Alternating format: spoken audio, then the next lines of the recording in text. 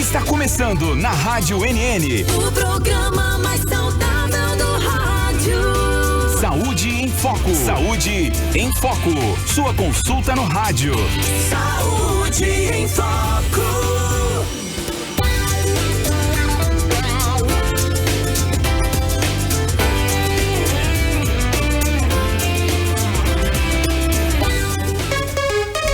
Em Arapiraca, 13 horas, 1 minuto, 1 da tarde e 1 minuto, dia 6 de março.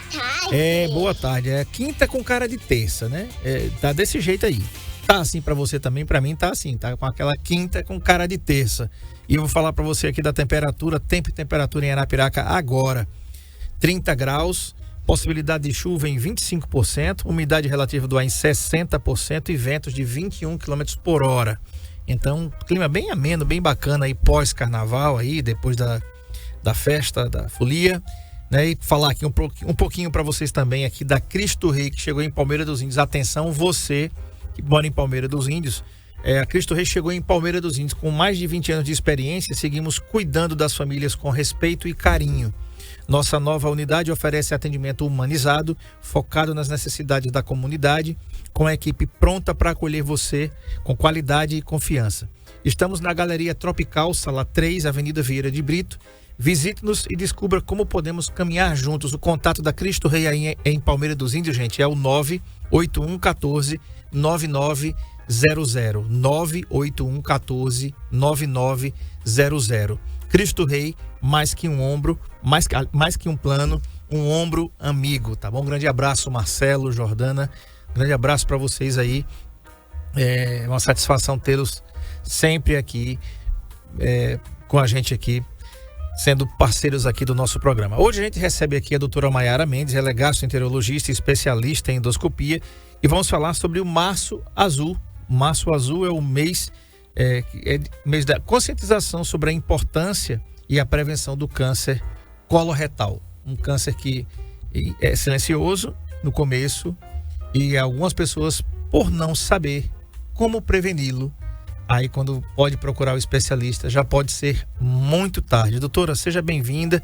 Um mês importante, um mês que vai de encontro bem à sua especialidade, e uma doença silenciosa, que a gente não...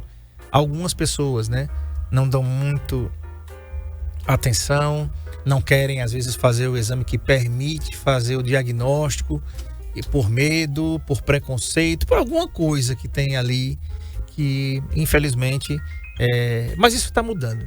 Eu acredito que isso esteja mudando na cabeça do brasileiro, que a gente quer viver mais e quer viver mais com saúde. Boa tarde, seja bem-vinda.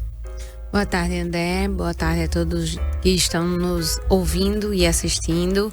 É um prazer estar aqui novamente. É sempre um grande prazer poder falar de saúde, e ainda mais sobre esse tema, sobre esse mês aí que é tão especial para a comunidade da gastroenterologia, e vamos prevenir, né? O foco da campanha é exatamente esse.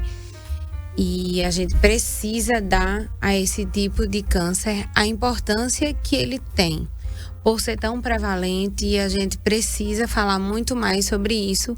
E vamos aproveitar esse dia de hoje para a gente passar esse tipo de informação que é tão importante. Perfeito. Quero mandar um abraço aqui para a nutricionista Amanda, que está ouvindo a gente aqui, né? Ela trabalha aqui na Clinicar... Amanda, me corrige aí. Sonoclin Cardio, isso mesmo. Agora eu me lembrei aqui que Sonoclin Cardio, que fica aqui na Ceci Cunha. Um abraço para a doutora Fátima também. Tá lá o doutor Aliomar, o doutor Newton, doutor Orlando Lins, anestesista. Um grande abraço para vocês, obrigado por tudo.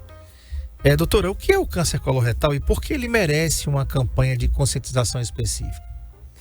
Então, André, o câncer coloretal é o câncer que acomete o cólon, ou seja, o intestino grosso e o reto, tá?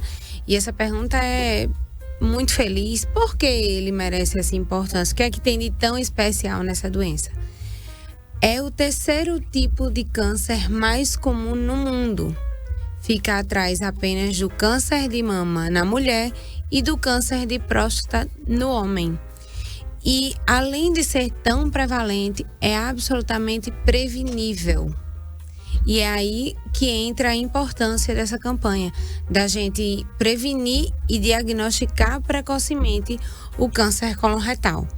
Então, hoje, a gente afirma que através da colonoscopia, que é o principal exame, a gente consegue fazer o diagnóstico de lesões antes que o câncer surja, lesões pré-cancerígenas. E para você ter noção, André, estima-se, o INCA, né, o Instituto Nacional do Câncer, estima que até o final de 2025, pelo menos 45 mil novos casos de cânceres de intestino ou reto surjam no nosso país. Então, essa incidência, essa prevalência é muito alta, vem aumentando e a gente precisa falar sobre isso, precisa conscientizar a população sobre a importância de investigar e diagnosticar precocemente essa doença. Perfeito. Eu mandei uma imagem aí para o Marco Aurélio que vai para a sua tela. Nós estamos ao vivo aqui, viu, gente, tá? Tanto no NN Play como também na nossa NNFM 91,5. Então você entra aí no NN Play, nosso canal no YouTube, e pode colocar suas dúvidas. Aí muita gente pode perguntar assim: mas o intestino é uma coisa pequena, né? Você vai ver nas imagens que não é pequeno não, tá? Não é pequeno não. E quando se fala em cólon, a gente, brasileiro, a gente tem a mania de pensar em colo. Não tem nada a ver, tá? E ao mesmo tempo tem alguma coisa a ver, sim, né? Você vai ver aí na imagem que o intestino é um órgão muito grande e ele começa do lado direito aqui, ele nasce aqui, que é o intestino grosso, não é isso? Ele percorre toda a cavidade abdominal, ele passa por trás do coração, vem para cá e desce. Só que na cabecinha da gente, como leigo que nós somos, a gente pensa que é muito rápido, é muito fácil, né? E não é assim. Só quem teve um problema intestinal sabe do que eu estou falando, né? Eu posso falar. Então você vai ver aí na tela que tem a cólon, aqui é o cólon ascendente na parte direita, aí vem o cólon transverso e o cólon descendente, não é isso, doutor? Eu fiz a aulinha direitinho, né, para perguntar. Perfeitamente, está expert. Então, assim, quais são os principais fatores de risco para o desenvolvimento do câncer coloretal? Então, André, a gente tem falado muito, inclusive nos últimos dias, porque um estudo recente foi publicado que o maior fator protetor contra o câncer é a prática constante, frequente e recorrente de exercícios físicos. Então, a gente pode falar que um dos principais fatores de risco para o desenvolvimento do câncer coloretal é o sedentarismo, mas a gente também tem outros fatores muito importantes, como, por exemplo, a obesidade, o tabagismo, o consumo excessivo de álcool e carnes vermelhas. Então, existe aí o que a gente chama de dieta do Mediterrâneo, em que a gente tenta pregar para conscientizar os pacientes que o consumo excessivo de carne vermelha também pode aumentar o risco desse tipo de câncer. Doutora, então quer dizer que eu não posso comer carne vermelha nunca mais? Não é bem assim. O que eu costumo conversar com meus pacientes é: o que faz a nossa saúde, o que faz a nossa longevidade não são as exceções, são as regras. Então, são as ações que a gente pratica no nosso dia a dia. Então, não é que você nunca mais possa comer carne vermelha, mas a sua base alimentar não deve ser rica em carnes vermelhas. Prefira peixes, frangos, outras fontes de proteína, além da carne vermelha, porque sim, é sabido que ela pode aumentar o risco desse tipo de câncer. Perfeito. E aí vai uma pegadinha, né? Para que você que está ouvindo aprender mais alguma coisa como eu aprendi também hoje. A pergunta é bem proposital. Quando a gente fala de carne vermelha, o brasileiro pensa em carne de quê? De boi. Apenas carne de boi. É a primeira coisa que quando a doutora falou em carne vermelha aqui, eu chego a imaginar aquela foto daquela picanha. Hoje é quinta-feira, rapaz, é quase sexta, né? Então, é o seguinte, doutora, vamos desmistificar aqui alguma coisa. Carne vermelha, essa expressão, ela quer dizer atentar apenas para a carne de boi, ou tem outras carnes aí que são carne vermelha, né? Mas eu só como carne de... Aí diz alguma coisa lá, pensando que aquilo não é carne vermelha. Uhum. Várias carnes são carnes vermelhas, ainda mais aqui no Nordeste, né? Que a gente come carneiro, bode, novilho, todos os seus afins e até a própria carne de porco entra nesse mesmo grupo. Então, as carnes brancas a gente considera praticamente apenas os frangos e as aves e os peixes. Mas todos os mamíferos entram no mesmo grupo das carnes vermelhas. Então, não ache que é uma exceção ou uma coisa apenas da carne de boi, porque não é. Uhum. Um abraço aqui para a Silvânia Maria. Ela estava dizendo aqui, já esperando a entrevista com a doutora Maiara Mendes.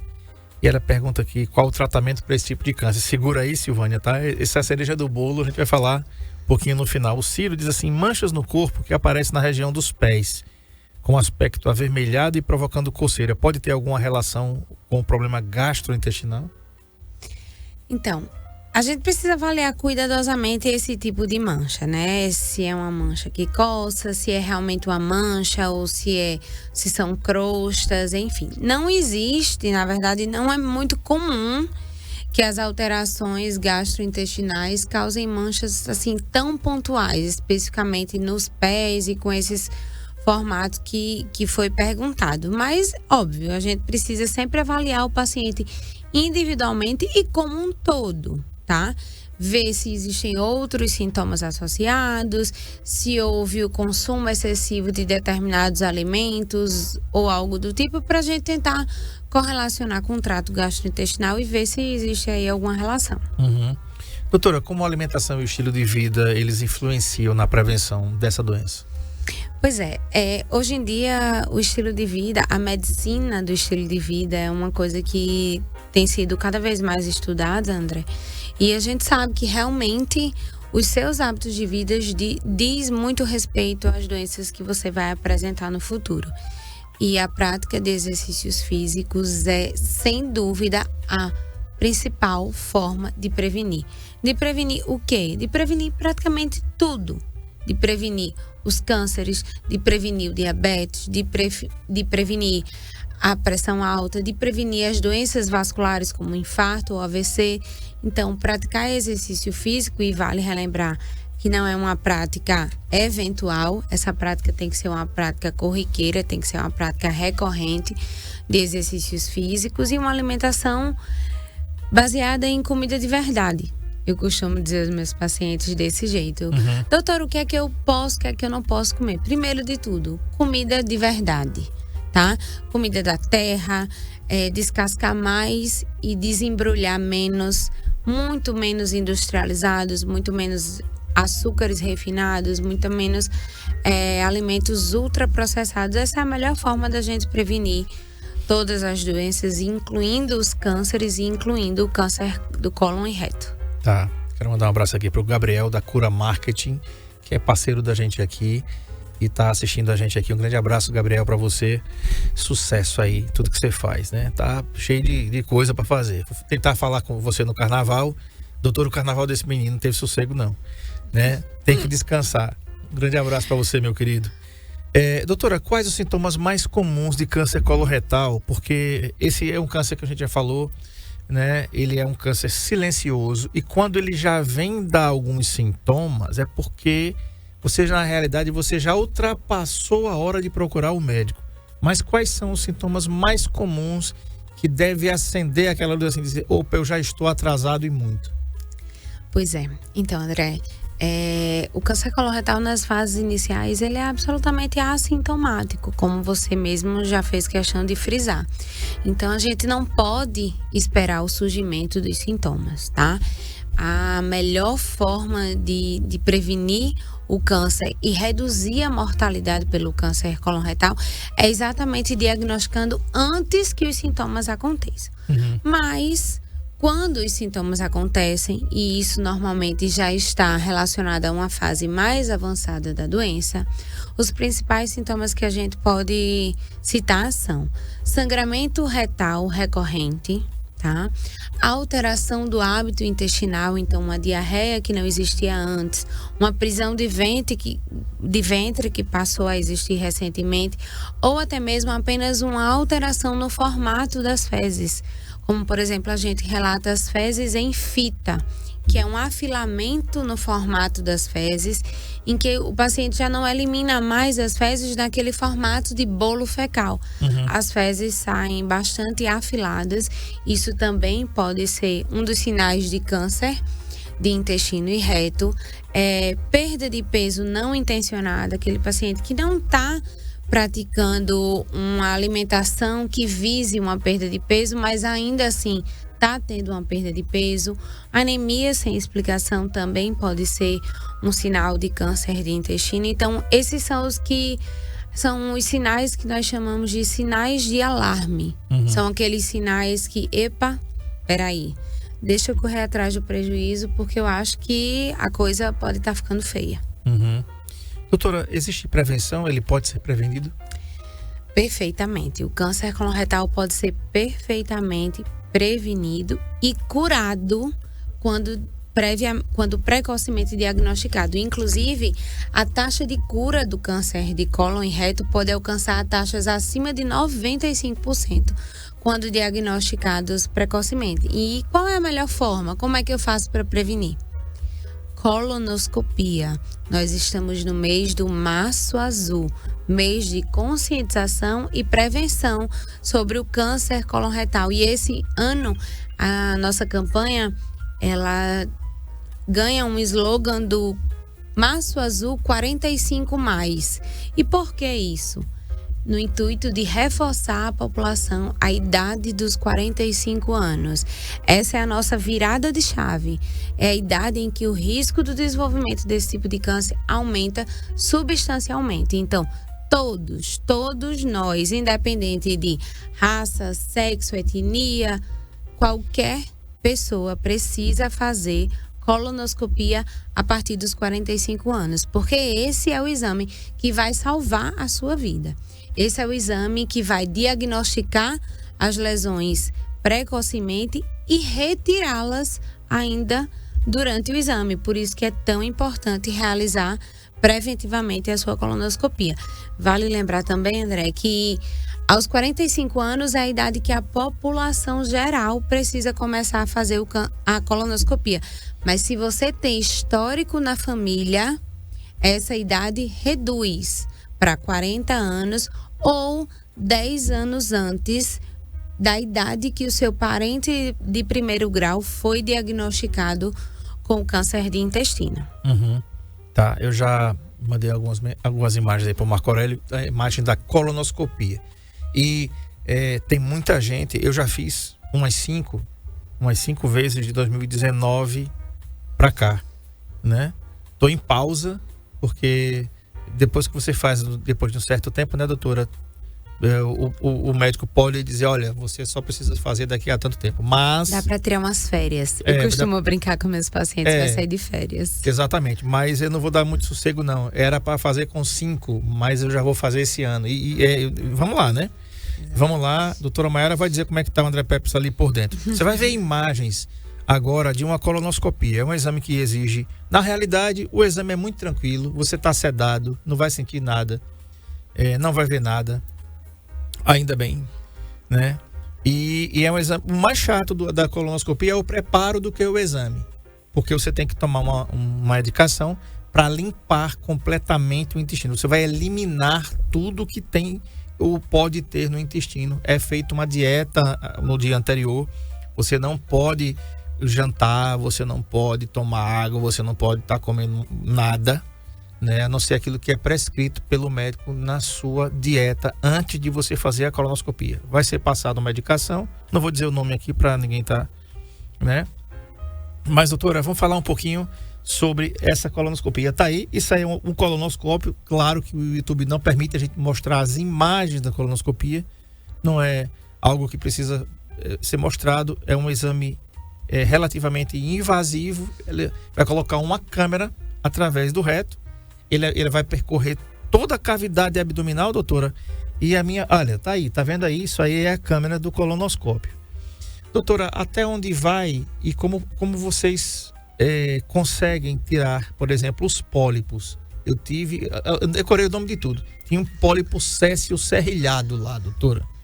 Entendeu? Quando eu peguei o negócio lá, de meu Deus, eu vou morrer, Jesus. Entendeu? E aí a gente André tá mais expert do que muito médico por aí, viu? Doutora, eu depois da diverticulite, né? Então, quando tive aquilo ali, eu já fui orientado, né?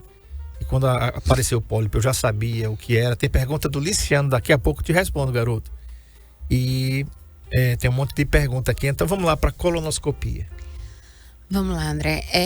Primeiro de tudo, a gente precisa desestigmatizar esse exame, tá? Desmistificar o que se fala por aí sobre a colonoscopia. A colonoscopia é um exame absolutamente seguro, indolor e super importante para a prevenção e para a cura do câncer de intestino. Então, como você mesmo já citou, o preparo do intestino não é lá dos mais agradáveis. Isso é verdade. Mas se você seguir adequadamente todas as orientações que você receber do médico que vai fazer o seu exame, e aqui vai uma das principais dicas: hidratação vigorosa. Nas 24 horas, nas 48 horas que antecedem a data do seu exame, beba água como se não houvesse amanhã. Isso vai reduzir substancialmente os sintomas que o preparo causa. Porque você vai passar ali 24 a 48 horas numa dieta bem restritiva. E isso tende a causar uma certa desidratação. Se você suprir essa restrição calórica com água e água, você vai ter pouquíssimos sintomas. O intuito do preparo, como você falou, é limpar completamente o intestino, porque como vocês viram aí nas imagens, os pólipos, eles são lesões muito pequenas, são milimétricas, tá? E para a gente detectar esse tipo de lesão, a gente precisa que o cólon esteja totalmente isento de fezes. Não pode haver ali resíduos fecais, porque qualquer resíduo fecal pode esconder por baixo desse resíduo uma lesão que não seja detectada e aí invalida a colonoscopia. Mas o exame em si, ele é um procedimento absolutamente indolor. O paciente vai ser sedado, vai receber uma medicação venosa que vai promover um sono profundo. O intestino é então percorrido pelo colonoscópio, que é um aparelho flexível, não é um aparelho rígido, tá? Inclusive, nesse ponto de vista, a gente reforça a importância de você escolher detalhadamente o médico com que você vai fazer o seu exame, porque a colonoscopia não é um exame de empurrar o aparelho, não é uma vareta que eu estou empurrando por dentro do intestino, não. É um aparelho flexível, então isso demanda manobras específicas e uma expertise do médico que está executando para que ele consiga alcançar as porções finais do seu intestino grosso. Por quê? A colonoscopia ela tem como objetivo final chegar no seco. O que é o seco? É a porção inicial do seu intestino grosso. É onde finaliza o intestino delgado e inicia o intestino grosso. Então, para eu garantir que todo o intestino grosso foi devidamente visualizado pela colonoscopia, é preciso que o colonoscópio atinja o seco. E aí, todo colonoscopista que se preza, ao atingir o seco, vai tentar também entrar na porção final do intestino fino para dar uma avaliada. Não é obrigação da colonoscopia avaliar o intestino fino, o intestino delgado, mas é o bônus que a gente fala. Perfeito. Tá? E aí, complementando sua pergunta, ao avaliar o intestino, nós detectamos os chamados pólipos, que são as principais formas das lesões pré-cancerígenas. E essas lesões, elas podem ser retiradas ainda durante o seu exame.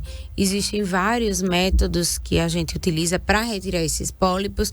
Depende da localização, da profundidade, do tamanho do pólipo, e aí a gente escolhe uma pinça, uma alça, se vai precisar de um clipe para fechar ali a feridinha onde ficou a retirada do pólipo, enfim. Mas o que importa é diagnosticar e retirar a lesão, porque são lesões que, ao ficar no intestino, podem evoluir para o câncer.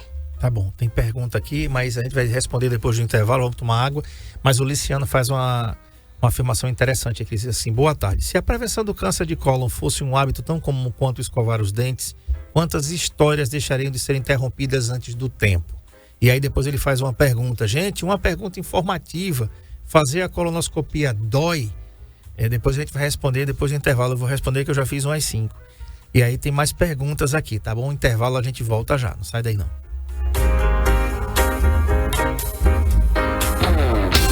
Saúde em Foco, na Rádio MM. Com André Pepe.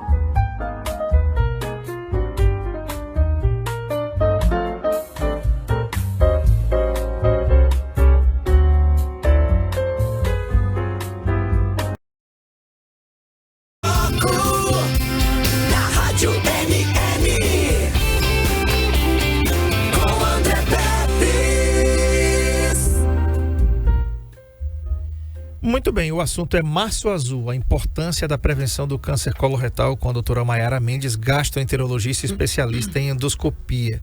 Tá? O Liciano fez essa observação aqui e ele fez uma pergunta, doutora. Gente, uma pergunta informativa. Fazer colonoscopia dói? Para você que está em casa aí e que precisa fazer a colonoscopia, tem medo, tem tabu. Doutora, dói a colonoscopia? Não, não dói absolutamente nada. Você vai estar sedado num sono profundo que vai durar o tempo do exame. Então, durante o exame, todas as manobras, todos os procedimentos, ainda que sejam retiradas lesões, você não vai sentir absolutamente nada. E depois do exame, também não. Muita gente tem medo de, e se eu tirei um pólipo, aquilo gera uma ferida que vai me causar dor? Não, tá? As terminações nervosas do nosso cólon, ela não reflete a sensação dolorosa nesse ponto de vista de retirada das lesões. Então, não vai acontecer nada doloroso nem durante e nem depois do exame. Perfeito. Esse é um mito que precisa ser quebrado. Verdade. O Wellington Silva diz assim: esse bônus é top demais, já se confere tudo, ok? Uma profissional e tanto. Parabéns, doutora. Muito obrigada. Tem uma pergunta aqui da Silvana, ela disse: doutora, todo ano devemos fazer colonoscopia? Aí eu vou aprofundar um pouco a pergunta da Silvana, pelo seguinte: pessoas que têm histórico de pólipos, como eu, André Pepes, e pessoas que não têm histórico nenhum, mas que fizeram uma primeira colonoscopia, doutora. Então vamos separar um e outro grupo. Isso é importantíssimo. Inclusive, essa separação, os guidelines que nos orientam enquanto os médicos, eles fazem essa separação. Então, vamos esclarecer para a população para que fique bem didático. A partir dos 45 anos, todo mundo tem que fazer a sua primeira colonoscopia. E as próximas? Vai depender do resultado da primeira. Se a sua primeira colonoscopia for normal, a gente estende os prazos para 5 anos em média de intervalo para a próxima colonoscopia.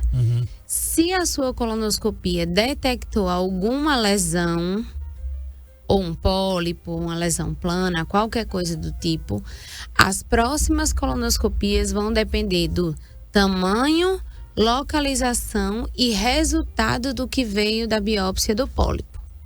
Então, em média, para quem teve pólipo, entre 1 e 3 anos, a repetição da próxima colonoscopia. Para quem não teve nada, uma média de 5 anos para a repetição da próxima colonoscopia. Um adendo, para quem tem histórico familiar, aí esses prazos se estreitam e aí normalmente, para quem tem histórico familiar ou para quem tem doenças inflamatórias do intestino, que para quem me acompanha no Instagram já deve ter ouvido eu falar sobre isso, que é a doença de Crohn, a retocolite ulcerativa. Para as pessoas que têm essas doenças, que são fatores de risco, que aumentam o risco de desenvolvimento de câncer, aí para essas pessoas, normalmente, colonoscopia anual, mesmo que a gente não detecte nenhum pólipo. Tá. A Brenda fez uma pergunta bem ligada a essa informação que você fez aí. Ela disse assim: síndrome do intestino irritável pode causar ou virar câncer de cólon? Não, André. Isso é uma coisa que preocupa muito, porque a síndrome do intestino irritável, ela é uma doença que ocorre normalmente pela alteração do eixo cérebro-intestinal. Ou seja, normalmente as pessoas que têm síndrome do intestino irritável são pessoas que têm uma oscilação do humor. Ou seja, são pessoas normalmente ansiosas. Então, essa é uma pergunta que eu recebo muito frequentemente no consultório para aqueles pacientes portadores de SII, que é a síndrome do intestino irritável. Doutora, e agora eu vou ter câncer? Eu vivo com a barriga inchada? Eu vivo com diarreia? Não. A síndrome do intestino irritável é uma doença funcional. Ela não aumenta o risco de câncer de intestino e de nenhum outro tipo de câncer do trato gastrointestinal. Tá.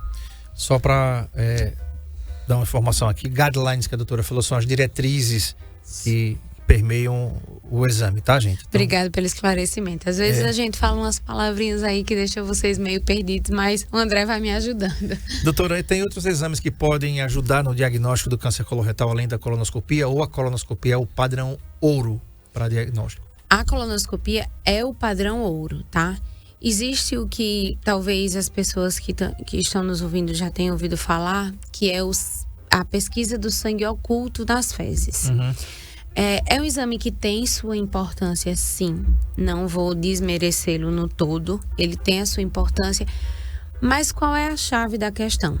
Para que essa pesquisa de sangue oculto nas fezes, que como o próprio nome já diz, o que é isso? Ele quer avaliar se existe vestígios de sangue naquela amostra de fezes que é enviada para o laboratório, mas um sangue não visível, tá?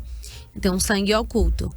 E para que esse exame tenha uma validação significativa, ele precisa de um preparo importante nos dias que antecedem o exame, e a técnica de pesquisa do sangue nas fezes precisa ser uma técnica muito mais fidedigna, que é o que a gente chama de fluorescência. Então, nem sempre é essa técnica que é utilizada. Às vezes são utilizadas técnicas muito mais simples e nem sempre é realizado o preparo adequado nos dias que antecedem o exame. Porque na cabeça do paciente, ele está só indo coletar as fezes. Então, muitas vezes o laboratório não se preocupa em fazer essa informação com relação à necessidade do preparo, ou o paciente não busca essa informação. Então, acaba que esse exame é realizado em condições inadequadas. E aí ele perde a validação para o rastreio do câncer de intestino. Então, nesse ponto de vista, a colonoscopia é, sem dúvida, o principal exame para diagnóstico e tratamento precoce. Doutora, geralmente o câncer coloretal, ele tem herança genética? Pode ter herança genética, sim. Inclusive, por isso que eu reforcei aqui algumas vezes durante a nossa fala a importância das pessoas que têm histórico familiar, principalmente de parentes de primeiro grau, de procurar precocemente um especialista para iniciar as colonoscopias. Porque sim, quem tem histórico na família tem risco aumentado de desenvolver esse tipo de câncer. Uhum. E agora, doutora, em relação ao tratamento, como é feito o tratamento do câncer coloretal nas suas diferentes fases? Então, como eu falei anteriormente, e reforçando esse número, porque eu acho que é um número bem emblemático, quando diagnosticado precocemente, a taxa de cura do câncer de intestino pode alcançar taxas superiores a 95%. Isso é uma taxa de cura muito alta. Sim. Isso reforça muito a importância da gente diagnosticar precocemente. A própria colonoscopia pode ser suficiente para tratar o câncer de intestino. Quando o câncer está atingindo apenas camadas superficiais do seu intestino, a gente consegue retirar essa lesão por completo pela própria colonoscopia, sem que seja preciso realização de cirurgia, tá? Então, esse exame é super importante, porque se é pólipo, ele pode tirar. Se já é câncer e está em camadas superficiais, a colonoscopia também pode curar o paciente sem precisar de cirurgia. E se o câncer estiver em estágios um pouco mais avançado, aí pode ser necessário cirurgia e quimioterapia, radioterapia, dependendo da localização. É o caso que a gente tem ouvido falar muito precocemente da artista e da cantora Preta Gil, que é uma mulher jovem e que recebeu um diagnóstico de uma lesão avançada, infelizmente, durante a sua juventude, né?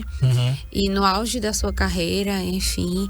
E ela foi submetida a uma cirurgia que a gente chama de amputação retal, que é uma cirurgia em que não houve possibilidade de reconstrução do trânsito intestinal com o reto, porque a lesão era uma lesão que estava na porção final do reto e era já em fase avançada. Então foi confeccionado a bolsa de colostomia, na qual ela se orgulha muito de falar, porque ela diz que não tem vergonha nenhuma de usar bolsa, porque foi a bolsa que promoveu a vida para ela. E ela está muito certa nessa fala. A gente precisa ter esse tipo de raciocínio. A gente não tem que se vergonhar daquilo que lhe devolveu a vida. Se a sua única chance de viver era com a bolsa de colostomia, vamos viver. Sim. Tá? E ela hoje já evoluiu com metástase, já foi submetida a várias outras cirurgias, mas está aí, correndo atrás da vida, correndo atrás de todas as possibilidades terapêuticas que existem. E querendo viver. Que né? é o mais importante. Participou da sua forma mais, vamos dizer assim, mais comedida do carnaval. Ela foi submetida a vários procedimentos antes do carnaval, não dava para estar na Barrondina pulando. Sim. Talvez até no ano que vem ela já esteja. Tomara, né? Deus. Tomara que ela esteja bem para estar fazendo o que ela gosta, o que seu pai tanto gosta também, né? Mas assim, lamentável, né? Lamentável. Eu acompanhei um pouquinho da trajetória da Preta Gil e é muito difícil, é muito difícil. É preciso ter muita cabeça para não querer desistir. Tem muita gente que, quando pensava naquela bolsa, eu fui fazer minha cirurgia e o cirurgião disse assim, olha, a sua cirurgia é por vídeo, mas se precisar abrir, a gente vai abrir. E abrindo, a gente tem que colostomizar você temporariamente. Foi o fim, né? Temporariamente, mas você já estava ali achando já tá morto, que você o mundo acabou. Exatamente.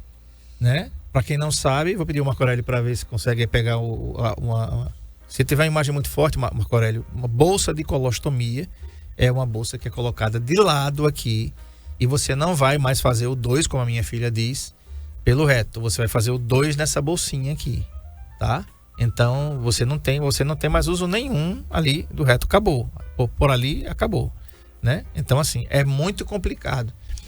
Existe, como você mesmo falou, a utilização temporária da bolsa, quando a gente vai utilizar ela apenas para que haja uma cicatrização de alguma cirurgia sem que passe as fezes pela área da cicatriz, e depois, quando a cicatrização está completa, aí a gente reconstrói o trânsito e retira a bolsa. Isso é para alguns tipos de cirurgia, como é uma cirurgia de diverticulite, de doença dos divertículos, como o André falou. Mas nas cirurgias por câncer, pode ser preciso uma confecção de colostomia definitiva. Como foi o caso da Preta Gil. Exato. Doutora, qual é a mensagem que você deixaria para quem quer se prevenir e incentivar a conscientização sobre o março azul? Faça sua colonoscopia. Ponto. Essa é a principal mensagem que a campanha do Março Azul deixa pra gente.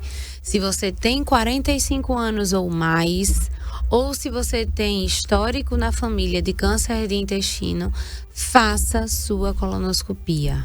Não deixe para amanhã, não ache que é um exame doloroso, não tire conclusões precipitadas. Procure um especialista, selecione adequadamente o médico que você vai procurar para que seja um médico realmente expert naquele procedimento que ele vai realizar.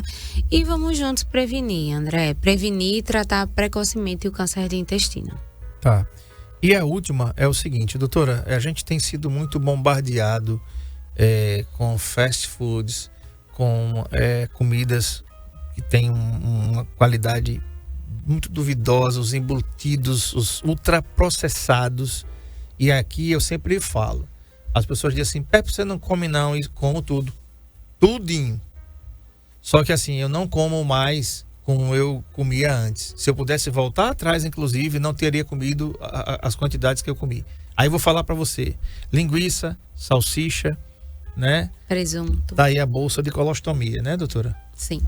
Essa bolsa, ela é descartável, em alguns casos pode ser reutilizada, mas ela é destacável, como vocês viram na imagem. Ela fica ali recebendo os restos alimentares e o bolo fecal que está se formando no intestino, e ele é despejado na bolsa coletora. E aí o paciente destaca a bolsa, despreza esses resíduos no vaso e coloca a bolsa novamente. Tá. Em relação à pergunta, doutora, em relação aos ultraprocessados, embutidos, enlatados, que são alimentos que são predisponentes para que você tenha o câncer coloretal. Perfeitamente. O que é que você poderia dizer sobre isso para os brasileiros, brasileiras e todas as pessoas que estão ouvindo a gente aqui, não brasileiros, não brasileiras, né, que... Não, mas eu como tudo, nunca tive problema. A gente sempre acha que a pedra só vai cair no telhado do vizinho, né? Mas a gente não pode achar que está imune a tudo, não. E sim, o consumo de ultraprocessados e açúcares refinados aumenta substancialmente o risco de câncer de intestino. E não apenas dele, de vários outros. Então, é aquilo que eu já brinquei falando, descasque mais e desembrulhe menos. A gente às vezes acha que industrializado só é salsicha e presunto. Não, gente. Pacote de biscoito recheado é uma coisa riquíssima em açúcares, salgadinhos.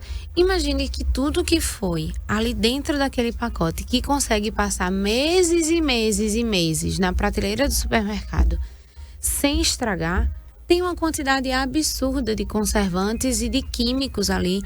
E todos esses químicos são capazes de causar algum grau de agressão ao nosso intestino. Então, sim, uma dieta rica em fast foods é um péssimo hábito e aumenta o risco de câncer coloretal.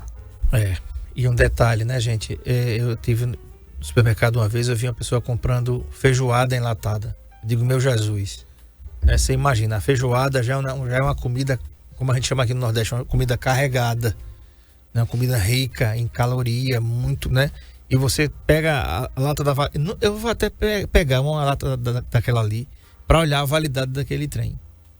Porque se aquilo ali tiver 4 meses de validade, que tem muito mais, você imagina como é que uma coisa consegue ficar conservada numa lata. Um alimento teoricamente perecível. Sim. Consegue se transformar em algo industrializado e de longo prazo. De longo prazo. Imagina a quantidade de produto que tem aí pra gente alcançar isso. Pessoas que compram almôndegas. Gente, compra carne moída, faça em casa. Né? Almôndegas em conserva, aí fica lá 1 ano, 2 anos. Eu não entendo, né? Mas aí vai do gosto de cada um. Olha, se você quiser fazer a sua colonoscopia, se você sente alguma coisa, não espere sentir não, porque quando você sentir já pode ser até tarde. Então se você tem mais de 45 anos e não tem histórico, porque se você tiver histórico já vai com 40, tá certo? Já que a vida começa aos 40, tu aproveita e faz uma colonoscopia. Perfeito. Né? E vou falar de mim. Não tenha medo de fazer a colonoscopia, não dói. Não é incômodo nenhum o exame. Você vai...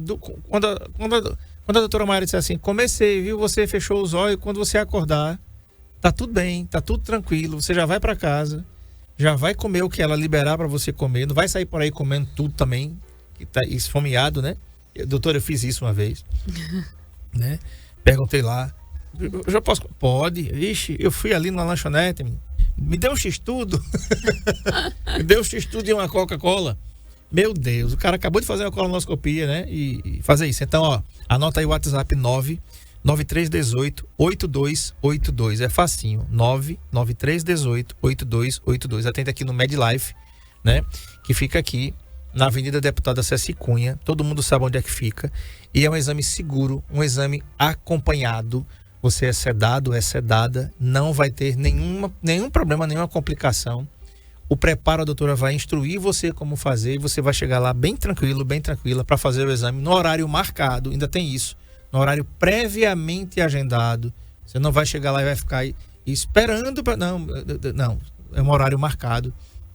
E você vai fazer a sua colonoscopia. E né? Só um adendo rápido, André, uma coisa que muita gente não sabe, para os pacientes que são do interior, muitos pacientes chegam e dizem assim, mas eu não tenho condição de fazer esse exame, como é que eu vou tomar o remédio em casa para vir de casa na estrada, pegar 1 a 2 horas de estrada para fazer o exame? Gente, quando você procura uma equipe especializada em uma clínica especializada, existe a possibilidade de você fazer o preparo intestinal na clínica. Uhum. Então, nesse ponto de vista, a nossa clínica fornece esse serviço. Você vai até a clínica, toma lá as medicações que precisam ser tomadas para então fazer no final da manhã ali ou no horário oportuno o seu exame sem ter que passar por esse transtorno. Perfeito, tá falado aí. Então você segue a doutora Mayara Mendes também no Instagram, apareceu na tela aí, doutora.mayara.c.mendes, tá? No Instagram tá lá e você vai encontrar o WhatsApp também lá para marcar a sua colonoscopia, 99318-8282. Amanhã, gente, vou entrevistar o Dr. Eduardo Augusto Almeida, psicólogo, e o assunto, o impacto do TDAH na vida adulta e como gerenciar os sintomas. TDAH, transtorno do déficit de atenção e hiperatividade, que não só é criança e adolescente que tem, não.